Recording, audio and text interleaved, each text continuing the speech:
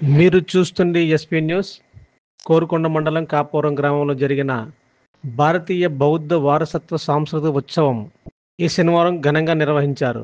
ఈ కార్యక్రమంలో ముఖ్య అతిథిగా డాక్టర్ బిఆర్ అంబేద్కర్ మునిమనవడు రాజారత్న అశోక్ అంబేద్కర్ మరియు రాజానగరం శాసనసభ్యులు బత్తుల బలరామకృష్ణ దంపతులు ముఖ్య అతిథులుగా హాజరయ్యారు.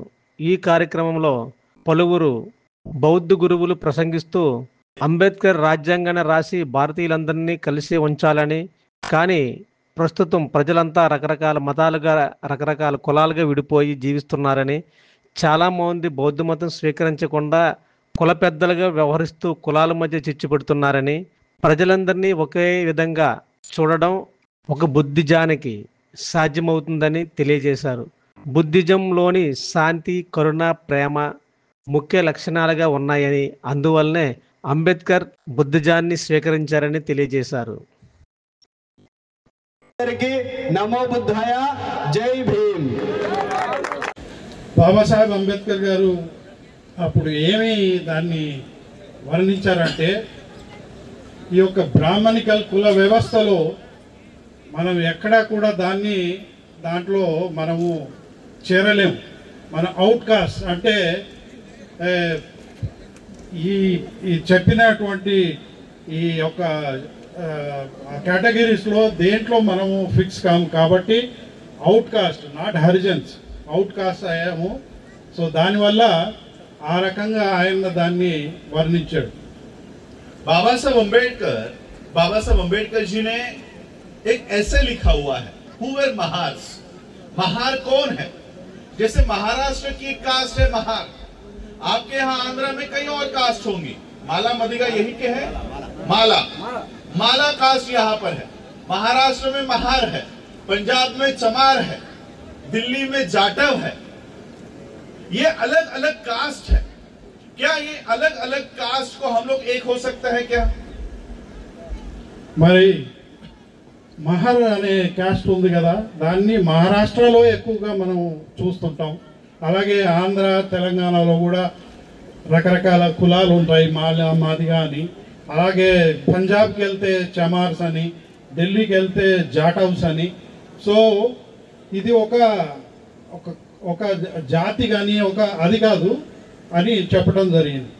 तो बाबा साहब अंबेडकर जी ने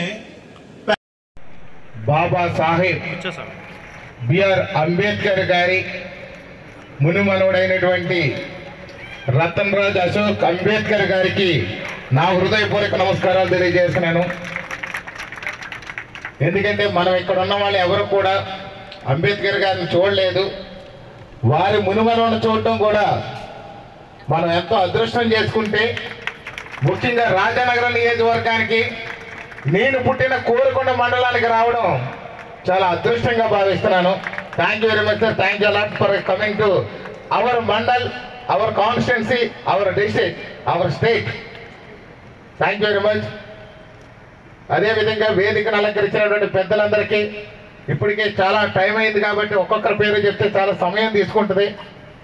అద్భుతమైనటువంటి స్పీచ్ ఇచ్చినటువంటి పెద్దలకు, శాంతిని, దర్పాన్ని బోధించినటువంటి బౌద్ధ భిక్షువులకు, ఇక్కడికి విచ్చేసినటువంటి ప్రతి ఒక్కరికి కూడా, ఆత్మీయ సోదరిమణులందరికీ కూడా, పార్టీలకు అతీతంగా, కులాలకు అతీతంగా బౌద్ధ మతాన్ని ఆచరించాలన్న ఒక మంచి సంకల్పంతో ఇక్కడికి విచ్చేసినటువంటి ప్రతి ఒక్కరికి కూడా నా హృదయపూర్వక నమస్కారాలు తెలియజేసుకుంటున్నాను నేను.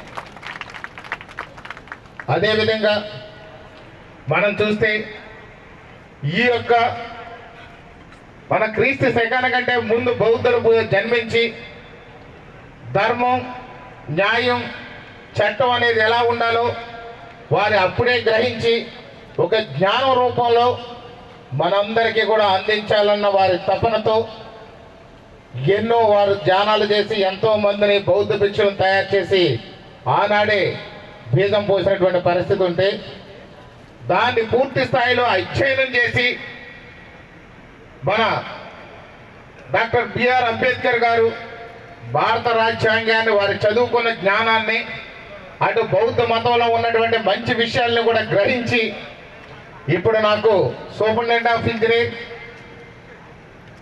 ఏపీ ట్రాన్స్కో వారు బహుకరించినటువంటి భారత రాజ్యాంగాన్ని మనందరికీ కూడా కులాలకు అతీతంగా మానవత్వంతో భారతదేశంలో ప్రతి మనిషి ఎలా జీవించాలి, మానవత్వం ఎలా ఉండాలి, అందరి పట్ల ప్రేమ, కరుణ, దయ అనేది ఏ విధంగా ఉండాలి, అందరూ కలిసి ఏ విధంగా జీవించాలి, సోదరభావంతో భారతీయులందరూ కూడా సమైక్యంగా ఎలా ఉండాలనే దానికి నిదర్శనంగానే అందరి పట్ల న్యాయం ఉండాలని ఆ భారత రాజ్యాంగాన్ని రచించి మనందరికీ అందించినటువంటి బాబాసాహెబ్ అంబేద్కర్ గారికి ఈ వేదిక మీదుగా వారికి ఘనంగా నివాళులు నమస్కారాలు తెలియజేస్తున్నాను నేను.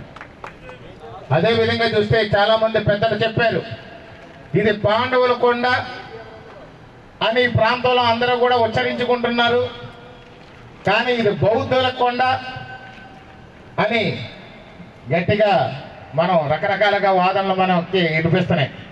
ఖచ్చితంగా ఇది బుద్ధుని కొండ అని చెప్పి నిర్ధారణ చేసి ఉంది. దీన్ని ప్రత్యేకంగా ఏది జీవో అవసరం లేదని చెప్పి సందర్భంగా మీకు తెలియజేస్తున్నాను నేను.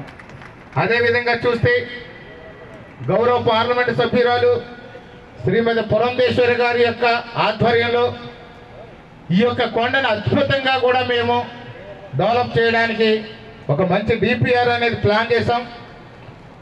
కొండ చుట్టూరు కూడా archaeological department of survey ASA వారి పరిధిలో ఉన్నంత వరకు వారి యొక్క ఆమోదంతో ఎక్కడ ఉన్నదాన్ని డిస్మాండిల్ చేయకుండా దాన్ని రక్షిస్తూనే చుట్టూరు ఒక రోడ్డులా వేసే విధంగా చర్యలు తీసుకున్నాం ఇప్పటికే. అదేవిధంగా చూస్తే దీనికి ఒక పార్క్ను కూడా తయారు చేయడానికి డిపిఆర్లో పెట్టాం.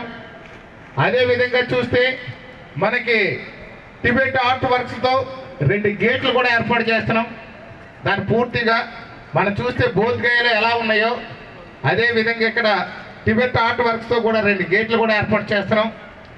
అదేవిధంగా టిబెట్ స్టైల్లో ఒక గెస్ట్ హౌస్ కూడా ఎవరైనా వస్తే, ముఖ్యమైన వాళ్ళు ఎవరైనా పెద్దలు వస్తే మన ఏదైతే రాజారత్న అశోక్ అంబేద్కర్ గారు లాంటి వారు వస్తే అక్కడ విశ్రాంతి తీసుకోవడానికి కూడా టిబెట్ స్టైల్లో గెస్ట్ హౌస్ నిర్మాణం కూడా ఒకటి చేయడానికి ప్రతిపాదన పెట్టాం. అదేవిధంగా చూస్తే టిబెట్ హార్టికల్చర్ పథకం కింద ఇది డిపిఆర్ కూడా 21 కోట్ల రూపాయలతో ప్రతిపాదన చేసి ఆల్రెడీ ఢిల్లీలో సబ్మిట్ చేసాం, ప్రాసెస్లో ఉంది. గౌరవ పార్లమెంట్ సభ్యురాలు శ్రీమతి పురంధేశ్వరి గారు కూడా దీన్ని పూర్తి స్థాయిలో పరిశీలిస్తున్నారు. ఇప్పటికే 2 సార్లు మేము విజిట్ చేసాం.